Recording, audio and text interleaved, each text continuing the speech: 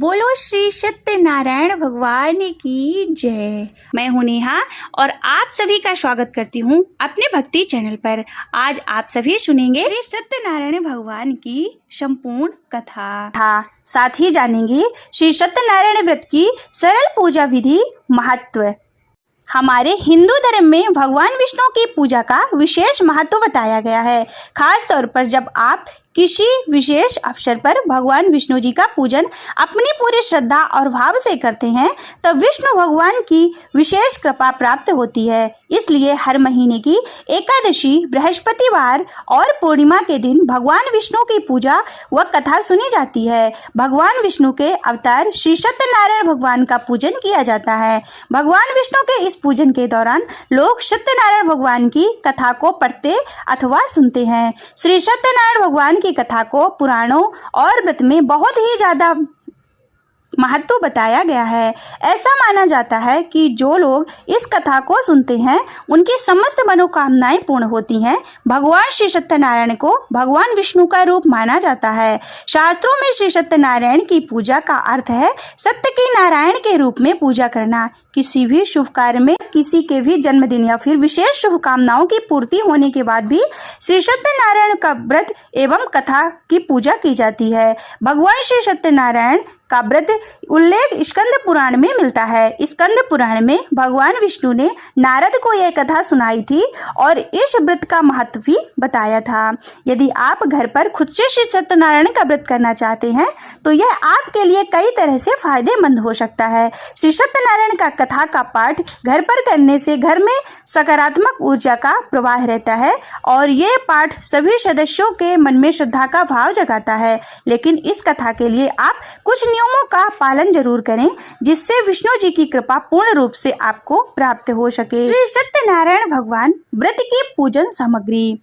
श्री सत्यनारायण भगवान की फोटो या फिर तस्वीर, श्री ठाकुर जी की मूर्ति या फिर शालिग्राम की मूर्ति, लकड़ी की चौकी, कलश के लिए एक लोटा, आम या फिर अशोक के पंच पल्लव, केले का पत्ता, बांस की एक छोटी सी पत्ती सहित डंडी, गाय का गोबर, चौकी पर बिछाने के लिए लाल या फिर पीला वस्त्र, आम की लकड़ी, फूल की माला, गंगा जल, धूप, शहद, दही, दूर्वा, तुलसी पत्र, घी, शक्कर, रुई की बत्ती, पंचमेवा, लाल चंदन, पीला चंदन, सिंदूर, लौंग, इलायची, पान, सुपारी, फल, फूल, दीपक, चावल कलश के ऊपर रखने के लिए अक्षत, हल्दी, कलावा, पंचामृत, प्रसाद, जनेऊ, नारियल, हवन और जौ। भगवान श्री सत्यनारायण की कथा में प्रसाद के लिए गेहूं की पंजीरी का प्रसाद प्रयोग किया जाता है। पंजीरी बनाने के लिए सबसे पहले गेहूं के आटे को देसी घी में भूनने और उसमें गुड़ या फिर चीनी मिलाएं। इसके बाद उसमें ड्राई फ्रूट्स मिलाएं, तुलसी का पत्र मिलाएं, साथ ही में केले के फल को मिलाएं। सत्यनारायण भगवान की कथा यानी विष्णु जी की पूजा करने से सौभाग्य की प्राप्ति होती है। ऐसा माना जाता है कि इससे सभी कामनाएं पूर्ण होती हैं। ऐसा माना जाता है कि इस व्रत को करने से भगवान विष्णु सारे कष्टों को हर लेते हैं। इसलिए घर की शांति और सुख समृद्धि के लिए भगवान श्री सत्यनारायण की विशेष रूप से पूजा लाभकारी मानी जाती है। यह पूजा घर या फिर किसी मंदिर में भी आप करा सकते हैं। इससे बच्चे की लंबी आयु एवं अच्छे स्वास्थ्य के लिए भी श्री सत्यनारायण जी की कथा का पूजन करना विशेष लाभकारी होता है। भगवान श्री सत्यनारायण की कथा सुनने के लिए परिवार के साथ साथ अन्य भक्त जनों को भी शामिल करें। इससे जीवन में सुख समृद्धि आती है। इसके अलावा आप जितने ज्यादा लोग को कथा का प्रसाद वितरण करते हैं उतना ज्यादा ही फल मिलता है।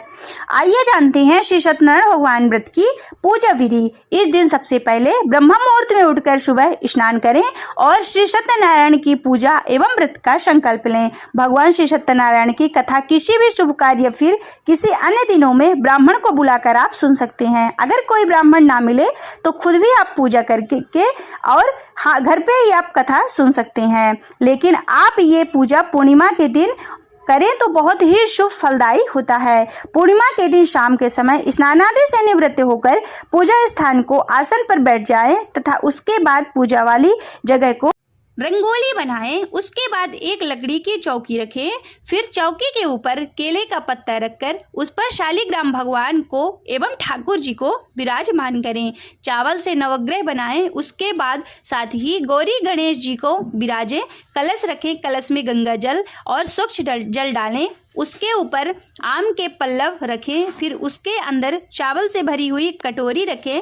फिर उसके ऊपर दीपक जलाकर उसे जलाएं। उसके बाद सबसे पहले गौरी गणेश का पूजन करें। इसके बाद कलश का पूजन करें। साथ ही भगवान श्री शालिग्राम एवं लड्डू गोपाल की पूजन करें। फिर सभी देवी देवताओं का स्मरण करके श्री सत्यनारायण भगवान की कथा को श्रवण करें।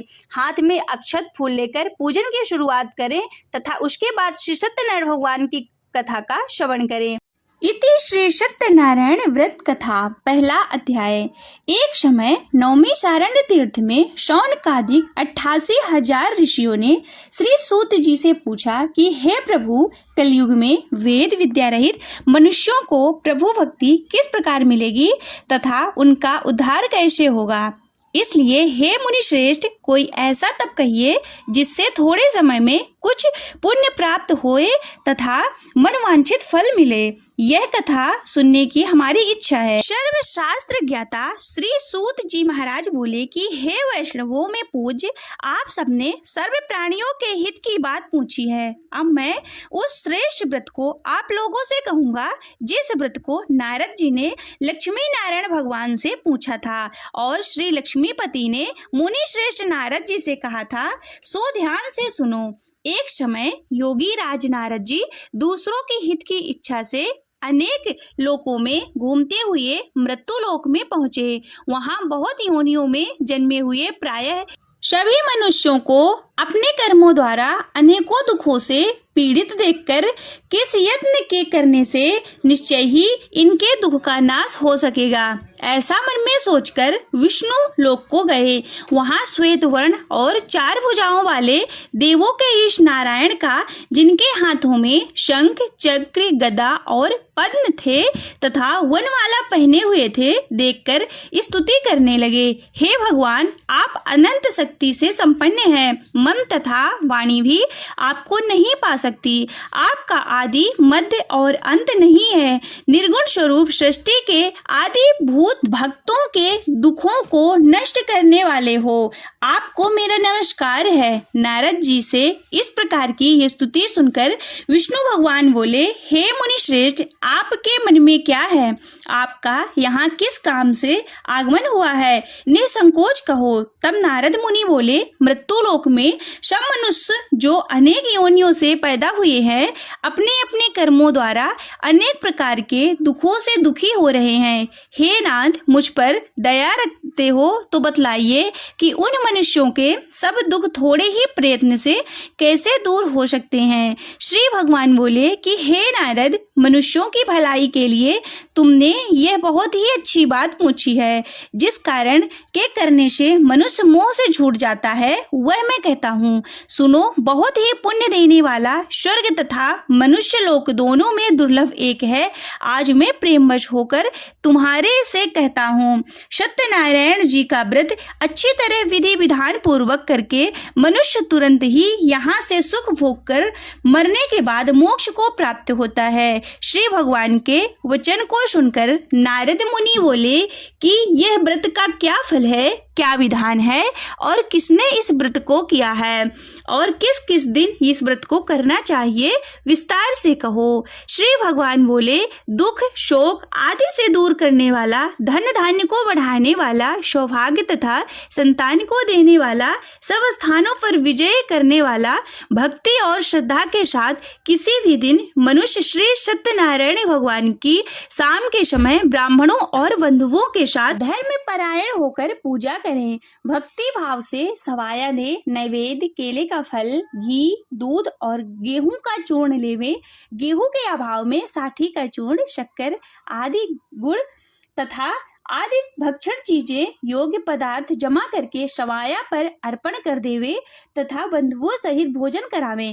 भक्ति के साथ स्वयं भोजन करें। नृत्य गीत आदि का आचरण कर श्री सत्यनारायण भगवान का स्मरण कर समस्त समय व्यतीत करें। इस तरह व्रत करने पर मनुष्यों की इच्छा निश्चय ही पूर्ण होती है। विशेष कलिकाल में भूमि पर यही मोक्ष का सरल उपाय है। इति श्री सत्यनारायण व्रत कथा प्रथमो अध्याय समाप्त। बोलो श्री सत्यनारायण भगवान की जय। श्रीमन्नारायण नारायण नारायण, श्रीमन्नारायण नारायण नारायण, श्रीमन्नारायण नारायण नारायण, श्रीमन्नारायण नारायण नारायण, भजवन नारायण नारायण नारायण। श्री सत्यनारायण व्रत कथा का दूसरा अध्याय। सूत जी बोले, हे ऋषियों, जिसने पहले समय में इस व्रत को किया है उसका इतिहास कहता हूँ, ध्यान से सुनो। सुंदर काशीपुरी नगरी में एक अति निर्धन ब्राह्मण रहता था। वह भूख और प्यास से बेचैन हुआ नित्य ही पृथ्वी पर भ्रमण करता। ब्राह्मणों को प्रेम करने वाले भगवान ने ब्राह्मण को दुखी देखकर बड़े बूढ़े का रूप धारण करके ब्राह्मण के पास जाकर आदर के साथ पूछा कि हे विप्र, नित्य दुखी होकर पृथ्वी पर क्यों घूमता है? हे श्रेष्ठ ब्राह्मण, सब कुछ मुझसे कहो, मैं सुनना चाहता हूँ। ब्राह्मण बोला, मैं निर्धन ब्राह्मण हूँ, भिक्षा के लिए पृथ्वी पर फिरता हूँ। हे भगवान, यदि आप इसका उपाय जानते हो तो कृपा करके कहो।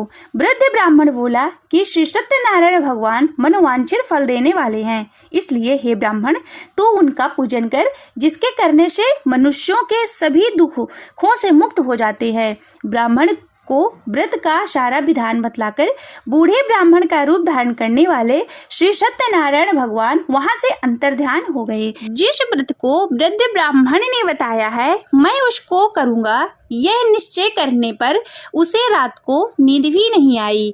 वह सवेरे ही उठा, सत्यनारायण भगवान के व्रत का निश्चय कर भिक्षा के लिए चला गया। उस दिन उसको भिक्षा में बहुत सा धन मिला, जिससे बंधु बांधवों के साथ उसने श्री सत्यनारायण भगवान का व्रत किया। इसके करने से वह ब्राह्मण सब दुखों से छूटकर अनेक प्रकार की संपत्तियों से युक्त हुआ। इस समय से वह ब्राह्मण हर माह व्रत करने लगा। इस तरह श्री सत्यनारायण भगवान के व्रत को जो करेगा वह सब पापों से छूटकर मोक्ष को प्राप्त होगा। आगे जो पृथ्वी पर श्री सत्यनारायण भगवान का व्रत करेगा वह मनुष्य सब दुखों से छूट जाएगा। इस तरह नारद जी ने नारायण का कहा हुआ यह व्रत तुमसे कहा। हे विप्रो, मैं अब और क्या कहूँ? ऋषि बोले, यह सब सुनना चाहते हैं, इसके लिए हमारे मन में श्रद्धा है। सूत जी बोले कि हे मुनियों, जिसने इस व्रत को किया है वह सब सुनो। एक समय वह ब्राह्मण धन और ऐश्वर्य से के अनुसार बंधुओं के साथ व्रत करने को तैयार हुआ। उसी समय एक लकड़ी बेचने वाला बूढ़ा लकड़हारा आया और बाहर लकड़ियों को रखकर ब्राह्मण के मकान में गया। प्यास से दुखी लकड़हारे ने उसको व्रत करते देखकर लकड़हारा ब्राह्मण को नमस्कार कर कहने लगा कि आप क्या कर रहे हैं और इसके करने से क्या फल मिलता है?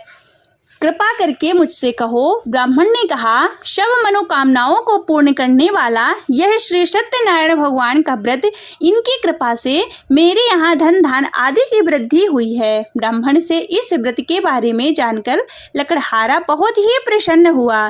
चरणामृत लेवा और प्रसाद खाने के बाद वह अपने घर गया। लकड़हारे के मन में इस प्रकार का संकल्प किया कि आज ग्राम में लकड़ी बेचने से जो भी मुझे धन मिलेगा उसी से मैं श्री सत्यनारायण भगवान का उत्तम व्रत करूंगा। यह मन में विचार कर बूढ़ा ब्राह्मण लकड़ियों को अपने सिर पर रख जिस शहर में गया वहां बहुत धनवान लोग रहते थे। वह ऐसे सुंदर नगर में गया, उस रोज वहां पर उसे उन लकड़ियों का दाम पहले दिनों से चौगुना मिला। तब वह बूढ़ा लकड़हारा दाम ले और अति प्रसन्न होकर पक्के केले के फल, शक्कर, घी, दूध और दही, गेहूं का चूरा इत्यादि सत्यनारायण भगवान के व्रत की कुल सामग्रियां को लेकर अपने घर गया। फिर उसने अपने भाई बंधुओं को बुलाकर विधि के साथ भगवान श्री सत्यनारायण का पूजन कर व्रत किया। उस व्रत के प्रभाव से बूढ़ा लकड़हारा धन पुत्र आदि से युक्त हुआ और समस्त सुख भोग कर वैकुंठ को चला गया। इति श्री सत्यनारायण व्रत कथा दूसरा अध्याय समाप्त। बोलिए श्री सत्यनारायण भगवान की जय। श्रीमन्नारायण नारायण नारायण। नारायण श्रीमन्नारायण नारायण नारायण भजवन नारायण नारायण नारायण भजमन नारायण नारायण नारायण बोलो नारायण नारायण नारायण बोलो नारायण नारायण नारायण। बोलो श्री सत्यनारायण भगवान की जय। श्री सत्यनारायण भगवान की कथा, तीसरा अध्याय। श्री सूत जी बोले, हे श्रेष्ठ मुनियों, अब आगे की कथा कहता हूँ, सुनो। पहले समय में उल्लकामुख नाम का एक बुद्धिमान राजा था। वह सत्यवक्ता और जितेंद्रिय था। प्रतिदिन देवस्थानों में जाता तथा गरीबों को धन देकर उनके कष्टों को दूर करता था। उसकी पत्नी कमल के समान मुख वाली और सती साध्वी थी। भद्रशिला नदी के एक तट पर उन दोनों ने सत्यनारायण देव का व्रत किया। उस समय से वहाँ एक साधु वैश्य आया। उसके पास व्यापार के लिए बहुत सा धन था। नाव को किनारे पर ठहराकर राजा के पास गया और राजा को व्रत करते हुए देखकर विनय के साथ पूछने लगा कि हे राजन, भक्ति युक्त चित्त से यह आप क्या कर रहे हैं? मेरी सुनने की इच्छा है, यह आप मुझे बताइए। राजा बोला, हे साधु, अपने बांधवों के साथ पुत्रादि की प्राप्ति के लिए यह महाशक्ति श्री सत्यनारायण भगवान का व्रत और पूजन किया जा रहा है। राजा के वचन को सुनकर साधु आदर के साथ बोला कि हे राजन, मुझसे इसका सब विधान कहो, मैं भी आपके कथनानुसार इस व्रत को करूंगा।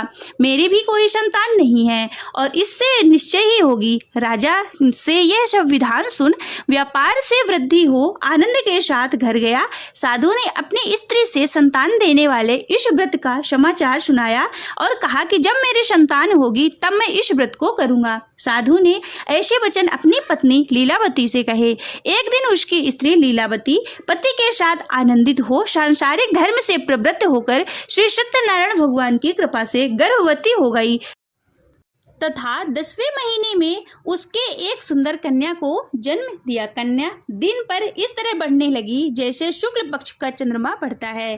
कन्या का नाम कलावती रखा गया। जब लीलावती ने मीठे शब्दों में अपने पति से कहा कि आपने जो संकल्प किया था कि भगवान का व्रत करूंगा, अब आप उसे करिए। साधु बोले, हे प्रिय, इसके विवाह पर करूंगा। अपनी पत्नी को आश्वासन देकर वह नगर को गया। कलावती पितृगृह में वृद्धि को प्राप्त हो गई। साधु ने जब नगर में सखियों के साथ अपनी पुत्री को देखा तो तुरंत ही दूत बुलाकर कहा कि पुत्री के वास्ते कोई सुयोग वर देख लाओ। साधु की आज्ञा पाकर दूत कंचन नगर पहुंचा और वहां पर बड़ी खोज कर और देखभाल कर लड़की के वास्ते सुयोग वड़िक पुत्र को ले आया। उस सुयोग लड़के को देखकर साधु ने अपने भाई बंधुओं सहित प्रसन्न अपनी पुत्री का विवाह उसके साथ कर दिया, किंतु दुर्भाग्य से विवाह के समय भी व्रत करना भूल गया। तब श्री सत्यनारायण भगवान क्रोधित हो गए और शाप दिया कि तुम्हें दारुण दुख प्राप्त होगा। अपने काम में कुशल साधु बनिया अपने जमाता सहित समुद्र के समीप रत्नपुर नगर में पहुंचा और वहां दोनों ससुर जमाई चंद्रकेतु राजा के नगर में पहुंचे और व्यापार करने लगे। एक रोज भगवान श्री सत्यनारायण की माया से प्रेरित कोई चोर राजा का धन चुराकर शीघ्र जा रहा था, किंतु पीछे से राजा के दूतों को आता देखकर चोर ने घबराकर भागते भागते धन को वहां चुपचाप रख दिया जहां दोनों ससुर और जमाई ठहरे हुए थे। तब दूत ने उस साधु वैश्य के पास जाकर राजा के धन को रखा देखकर दोनों को बांधकर ले गए और प्रसन्नता से दौड़ते हुए राजा के समीप जाकर बोले कि यह दो चोर हम पकड़कर लाए हैं, देखकर आज्ञा दें। राजा की आज्ञा से उनको कठिन कारावास को डाल दिया गया और उनका धन राजा ने छीन लिया। उसी साप द्वारा उनकी पत्नी भी घर पर बहुत दुखी हुई और घर में जो धन रखा था उसे चोर चुरा कर ले गए। शारीरिक और मानसिक पीड़ा तथा भूख प्यास से अति दुखित हो अन्न की चिंता में कलावती एक ब्राह्मण के घर गई। वहां उसने श्री सत्यनारायण भगवान का व्रत होते हुए देखा। वहां उसने कथा सुनी तथा प्रसाद को ग्रहण किया। रात को घर आई माता ने कलावती से कहा कि हे पुत्री, दिन में कहाँ रही और तेरे मन में क्या है? कलावती बोली कि हे माता, मैंने एक ब्राह्मण के घर श्री सत्यनारायण भगवान का व्रत देखा। कन्या के वचन को सुनकर लीलावती भगवान के पूजा की तैयारी करने लगी। लीलावती ने परिवार और बंधुओं सहित भगवान श्री सत्यनारायण का पूजा किया और यह वर मांगा कि मेरे पति और दामाद शीघ्र ही घर आ जावें और प्रार्थना की कि हम सबका अपराध क्षमा करो। भगवान श्री सत्यनारायण भगवान इस व्रत से संतुष्ट हो गए और राजा चंद्रकेतु के स्वप्न में दिखाई दिया और कहा कि हे राजा, तुमने दोनों बंदी वैश्य प्रातः ही छोड़ दो और उनका सब धन जो तुमने ग्रहण किया है वह दे दो, नहीं तो तेरा धन नष्ट हो जाएगा, पुत्रादि सब नष्ट हो जाएगा। राजा को ऐसा वचन सुनाकर भगवान अंतर ध्यान हो गए। प्रातःकाल राजा चंद्रकेतु ने सभा में आकर स्वप्न सुनाया। अब दोनों वणिक पुत्रों को कैद से मुक्त कर सभा में बुलाया। दोनों ने आते ही राजा को नमस्कार किया। राजा मीठे वचनों से बोले कि महानुभावों, भाग्यवश ऐसा कठिन दुख प्राप्त हुआ है, अब कोई भय नहीं। ऐसा कहकर राजा ने उनको नए नए वस्त्राभूषण पहनाए तथा उनका जितना भी धन लिया था उसका दुगुना धन मिलाकर विदा किया। दोनों वैश्य अपने घर को चल दिए।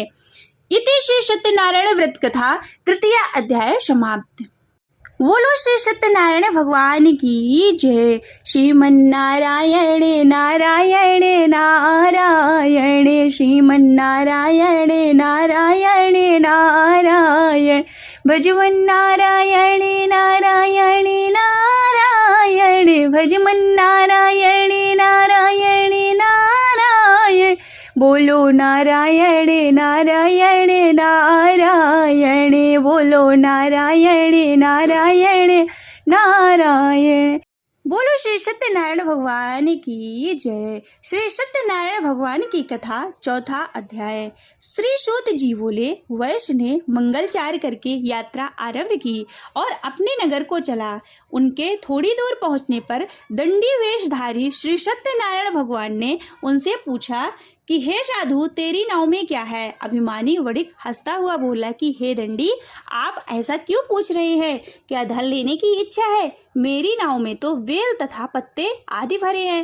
वैश्य का कठोर वचन सुनकर भगवान श्री सत्यनारायण ने कहा, तुम्हारा वचन सत्य हो। ऐसा कहकर दंडी वहां से चले गए और कुछ दूर जाकर समुद्र के किनारे बैठ गए। दंडी के जाने पर वैश्य नित्य क्रिया करने के बाद नाव को ऊंची उठी देखकर अचंभा किया तथा नाव में वेल आदि देखकर मूर्छित हो जमीन पर गिर पड़ा। फिर मूर्छा खुलने पर शोक करने लगा। तब उसका दामाद बोला कि हे पिताजी, आप शोक ना करो, यह दंडी का श्राप है, अतः उनकी शरण में चलना चाहिए, तभी हमारी मनोकामना पूरी होगी। दामाद के वचन को सुनकर वह दंडी के पास पहुंचा। अत्यंत भक्ति भाव से नमस्कार करके बोला कि मैंने जो आपसे अत्यंत असत्य वचन कहे हैं उसको क्षमा करो। ऐसा कहकर महान शोकातुर हो रोने लगा। तब दंडी भगवान बोले कि हे वणिक पुत्र, मेरी आज्ञा से बार बार तुम्हें दुख प्राप्त हुआ है, तू मेरी पूजा से विमुख हुआ है। साधु बोला कि हे भगवान, आपकी माया से मोहित ब्राह्मण आदि भी आपके रूप को नहीं जानते, तब मैं अज्ञानी कैसे जान सकता हूँ? आप प्रसन्न होइए, मैं समर्थ के अनुसार आपकी पूजा करूँगा। मेरी रक्षा करो और पहले के समान नौका में धन भर दो। उसके भक्ति युक्त वचन को सुनकर भगवान प्रसन्न हो गए। उसकी इच्छा अनुसार वर देकर अंतर ध्यान हो गए। तब उन्होंने नाव पर आकर देखा कि नाव धन से परिपूर्ण है। फिर वह भगवान श्री सत्यदेव का पूजन कर साथियों सहित अपने नगर को चला। अब अपने नगर के निकट पहुंचा तब दूत को घर भेजा। दूत ने साधु के घर जा उसकी पत्नी को नमस्कार करके कहा कि साधु अपने दामाद सहित इस नगर के समीप आ गए हैं। ऐसा वचन सुनकर लीलावती ने बड़े ही हर्ष के साथ सत्यदेव का पूजन कर पुत्री से कहा कि मैं अपने पति के दर्शन को जाती हूँ, तू कार्य पूर्ण करके शीघ्र आ जाना। माता के वचन को सुनकर कलावती प्रसाद छोड़कर पति के पास गई। प्रसाद की अवज्ञा के कारण सत्यदेव ने रुष्ट हो उसके पति को नाव सहित पानी में डुबा दिया। कलावती अपने पति को न देखकर रोती हुई जमीन पर गिर पड़ी। इस तरह नौका को डूबा हुआ तथा कन्या को रोता देख साधु दुखित होकर बोला, हे प्रभु, मुझसे या मेरे परिवार से जो भी भूल हुई है उसे क्षमा करें। उसके दीन वचन को सुनकर सत्यदेव खुश हो गए और आकाशवाणी हुई कि हे साधु, तेरी कन्या मेरे प्रसाद को छोड़कर आई है, इसलिए इसका पति अदृश्य हुआ है। यदि यह घर जाकर प्रसाद खाकर लौटे तो इसे पति अवश्य मिलेगा। आकाशवाणी से ऐसा सुनकर कलावती ने घर पहुंचकर प्रसाद खाया। फिर उसने आकर अपने पति के दर्शन किए। तब वैश्य परिवार के सब लोग प्रसन्न हुए। फिर साधु ने बंधुओं सहित सत्यदेव का विधि पूर्वक पूजन किया। उस दिन से हर पूर्णिमा व संक्रांति को सत्यनारायण का पूजन करने लगा। फिर इस लोक को शुभ को होकर स्वर्ग को चला गया। इति श्री सत्यनारायण व्रत कथा चतुर्थ अध्याय समाप्त। बोलो श्री सत्यनारायण भगवान की जय। श्रीमन्नारायण नारायण नारायण, श्रीमन्नारायण नारायण नारायण, भजवन नारायण नारायण नारायण, भजवन नारायण नारायण नारायण, बोलो नारायण नारायण नारायण, बोलो नारायण नारायण नारायण। श्री सत्यनारायण व्रत कथा 5वां अध्याय। श्री सूत जी बोले, हे ऋषियों, मैं और भी कथा कहता हूँ, सुनो। प्रजा पालन में लीन तुंगध्वज नाम का राजा था। उसने भी भगवान का प्रसाद त्याग कर बहुत ही दुख पाया। एक समय में वन जाकर पशुओं को मारकर वड़ के पेड़ के नीचे आया। उसने भक्ति भाव से ग्वालों और बांधवों सहित श्री सत्यनारायण भगवान जी का पूजन करते देखा। राजा देखकर भी अभिमानवश वहां ना गया और ना ही नमस्कार किया। तब ग्वालों ने भगवान का प्रसाद उसके सामने रखा तो वह प्रसाद को त्याग कर अपनी सुंदर नगरी में चला गया। वहां उसने आकर अपना सब कुछ नष्ट पाया तो वह जान गया कि यह सब कुछ भगवान श्री सत्यनारायण ने किया है। तब वह विश्वास कर ग्वालों के समीप गया और विधि पूर्वक पूजन कर प्रसाद को खाया। सत्यदेव की कृपा से सब पहले जैसा हो गया तथा इस लोक पर सुख भोग कर वह स्वर्ग लोक को गया। जो मनुष्य इस दुर्लभ व्रत को करेगा वह भगवान की कृपा से उसे धन की प्राप्ति होगी, निर्धन धनी होगा, बंदी बंधन से मुक्त होकर निर्भय हो जाता है, संतानहीनों को संतान प्राप्ति होती है, सब मनोरथ पूर्ण होकर अंत में वैकुंठ धाम को जाता है। जिन्होंने पहले इस व्रत को किया इसके दूसरे जन्म की कथा कहता हूँ। वृद्ध सतानंद ब्राह्मण सुदामा का जन्म लेकर मोक्ष को पाया। उल्लिकामुख नाम का राजा दशरथ होकर वैकुंठ को प्राप्त हुए। साधु नाम के वैश्य मोरध्वज बनकर अपने पुत्र को आरे से चीरकर मोक्ष किया। महाराज तुंगध्वज जन्मांतर में स्वयं भू मनु हुए होकर भगवान की भक्ति युक्त कर्म कर मोक्ष को प्राप्त हुए। इति श्री सत्यनारायण व्रत कथा समाप्त। बोलिए श्री सत्यनारायण भगवान की जय। श्रीमन्नारायण नारायण नारायण, श्रीमन्नारायण नारायण नारायण, भजमन नारायण नारायण नारायण, भजमन नारायण नारायण नारायण, बोलो नारायण नारायण नारायण, बोलो नारायण नारायण नारायण। बोलो श्री सत्यनारायण भगवान की जय। श्री सत्यनारायण भगवान की आरती। ओम जय लक्ष्मी रमणा, स्वामी जय लक्ष्मी रमणा, श्री सत्यनारायण स्वामी, श्री सत्यनारायण स्वामी, जन पातके हरिणा। ओम जय लक्ष्मी रमणा, रत्न जड़ित सिंहासन अद्भुत छविराजे, स्वामी अद्भुत छविराजे, नारद करत निरंजन, नारद करत निरंजन, घंटा ध्वनि वाजे। ओम जय लक्ष्मी रमणा, कल कारण द्विज को दर्श दियो, प्रभु द्विज को दर्श दियो, बूढ़ो ब्राह्मण वन कर, बूढ़ो ब्राह्मण मन कर, कंचन महल कियो। ओम जय लक्ष्मी रमणा, वैश्य मनोरथ पायो, श्रद्धा तज दीन्हे, प्रभु श्रद्धा तज दीन्हे, सो फल भोग्यो प्रभु जे, सो फल भोग्यो प्रभु जे, फिर स्तुत कीन्हे। ओम जय लक्ष्मी रमणा, भक्ति भाव के कारण क्षण क्षण रूप धर्यो, प्रभु क्षण क्षण रूप धरो, श्रद्धा धारण कीन्हे, में श्रद्धा धारण कीनी तिनको काज शरो। ओम जय लक्ष्मी रमणा ग्वाल वाल संग राजा वन में भक्ति करे, प्रभु वन में भक्ति करे। मन वांछित फल दीना, मन वांछित फल दीना, दीन दयाल हरि। ओम जय लक्ष्मी रमणा चढ़त प्रसाद शवाया कंदली फल में बा, स्वामी कंदली फल में बा। धूप दीप तुलसी से, धूप दीप तुलसी से राजेशत देवा। ओम जय लक्ष्मी रमणा श्री सत्यनारायण जी की आरती जो कोई नर गावे, प्रभु जो कोई नर गावे। कहत शिवानंद स्वामी भजत हरि हरि स्वामी, मनवांछित फल पावे। ओम जय लक्ष्मी रमणा, ओम जय लक्ष्मी रमणा, स्वामी जय लक्ष्मी रमणा। सत्यनारायण स्वामी, सत्यनारायण स्वामी जन पातक हरणा। ओम जय लक्ष्मी रमणा। बोलो श्री सत्यनारायण भगवान की जय।